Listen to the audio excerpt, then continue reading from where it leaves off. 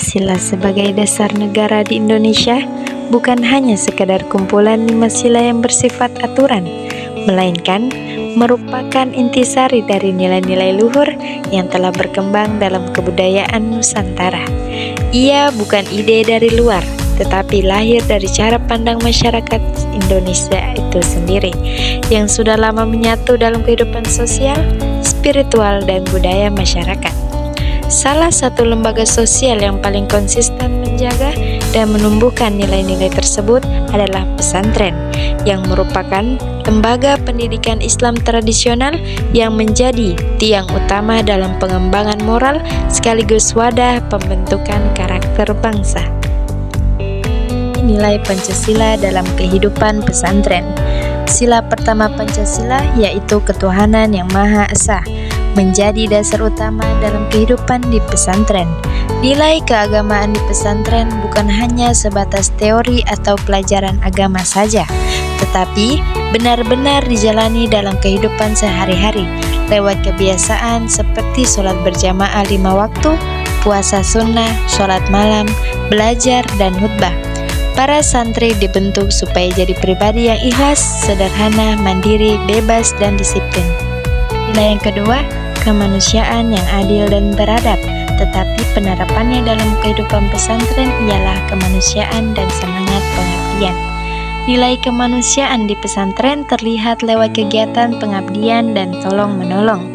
Sistem pengabdian ini jadi semacam tempat belajar sosial yang mengajarkan santri tentang kesetaraan, tanggung jawab, dan rasa kebersamaan. Santri dari berbagai latar belakang ekonomi diperlakukan sama, semuanya ikut mengerjakan tugas pelayanan seperti bersih lingkungan, mencuci peralatan, atau bantu kegiatan pondok. Yang ketiga ialah persatuan Indonesia. Di dalam pesantren dimaknai dengan persatuan dan nasionalisme santri. Pesantren itu tempat berkumpulnya banyak santri dari berbagai daerah di Indonesia. Keberagaman ini membuat pesantren jadi tempat belajar hidup bersama dalam perbedaan. Identitas bersama santri terbentuk lewat kebiasaan, budaya, dan semangat cinta tanah air yang tumbuh dari nilai-nilai agama. Juga, peringatan Hari Kemerdekaan menjadi salah satu cara santri menumbuhkan rasa cinta tanah air.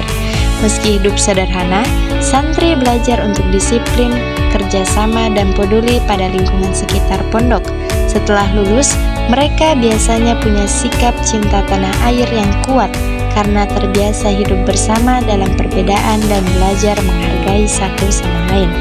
Selain itu, semangat nasionalisme di kalangan santri juga terlihat dari cara mereka ikut menjaga kedamaian dan persatuan bangsa. Santri bukan hanya belajar agama, tetapi juga diajarkan tentang pentingnya tanggung jawab sosial. Mereka sering terlibat dalam kegiatan masyarakat pesantren seperti gotong royong dan membantu warga sekitar pondok. Dari situ muncullah kesadaran bahwa cinta tanah air bukan hanya lewat kata-kata, tetapi juga lewat tindakan nyata. Yang keempat, kerakyatan yang dipimpin oleh hikmat kebijaksanaan dalam permusyawaratan perwakilan. Di dalam pesantren menjadi demokrasi dan musyawarah dalam pesantren. Di pesantren, demokrasi juga punya caranya sendiri. Nilai musyawarah dan kebijaksanaan sudah jadi bagian dari kehidupan sehari-hari, terutama dalam cara para santri dan guru mengambil keputusan. Semua dilakukan dengan saling menghargai, mendengarkan pendapat orang lain, dan mencari jalan terbaik bersama-sama. Selain itu, di pesantren juga ada organisasi santri yang dikelola sendiri, seperti OPPM, dan juga pemilihan pengurus, rapat kerja, dan pembagian tanggung jawabnya menunjukkan bahwa di pesantren sudah terbiasa dengan praktik demokrasi yang baik. Yang kelima, keadilan sosial bagi seluruh rakyat Indonesia dan dimaknai dalam kehidupan pesantren menjadi keadilan sosial dan ekonomi pesantren. Keadilan sosial di pesantren ditunjukkan lewat sistem ekonomi mandiri yang berpihak pada masyarakat pesantren itu sendiri. Banyak pesantren yang mengelola koperasi, usaha kecil, atau lahan. Hasilnya dipakai untuk membantu kebutuhan pendidikan dan kesejahteraan para santri.